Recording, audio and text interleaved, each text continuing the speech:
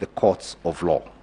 We reiterate as we conclude that there is no doubt from the architecture of the laws we have considered that the people of Kenya did not intend to vest or concentrate such sweeping and boundless powers in one individual, the chairman of the appellants. Now, as we stated, the chairman is an eminent lawyer, qualified to be a Supreme Court judge. It is extremely unlikely he did not understand what Maina Kiai had told him. And the only reason he would then have proceeded in the manner that Veronica Nduati tells us is that, to use another Kenyan phrase, mtadu, what are you going to do about it? That is the only reason one can find for what he did. Yesterday, the commission came and told you that the system was accessed thousands of times by officers at the Bomas.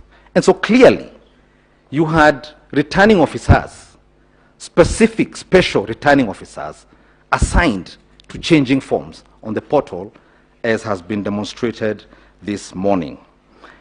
In our submission, the alterations made to this system, to the forms, these so-called corrections that were done at 3 levels, so alterated and contaminated the outcome of the election that it is now incurably defective and incapable of being rescued. Now, we were challenged to demonstrate from their own forms what the problem was with the forms. Now, time doesn't permit me to take you directly to those affidavits, but the Commission has filed an affidavit through the firm of Iseme Kamau and Maema in our petition, the affidavit of Esther Wanjiko Wanjohi. She attaches 14 forms. That's about a quarter or 30% of the forms that you asked to be taken through the scrutiny. Of those 14 forms, 8, representing 57% of the forms, 8 have irregularities, have gaps, have problems, including the fact that when you read them with a QR code, the serial number that shows up is for a different polling station.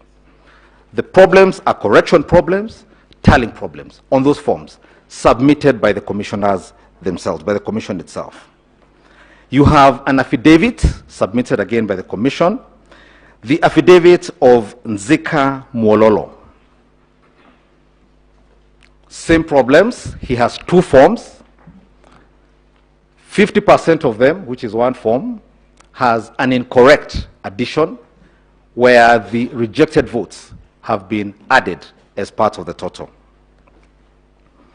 Now, in light of what Maina Kiai has said and what my learned seniors have said here this morning, my mind is taken back to a few months ago when a few of my colleagues here, my good friends here, came before this court and told you and persuaded you that a process known as BBI, one where 1 million signatures had been collected, one which had gone through over 40 county assemblies, one which had gone through both houses of parliament, was irredeemably void and null because the president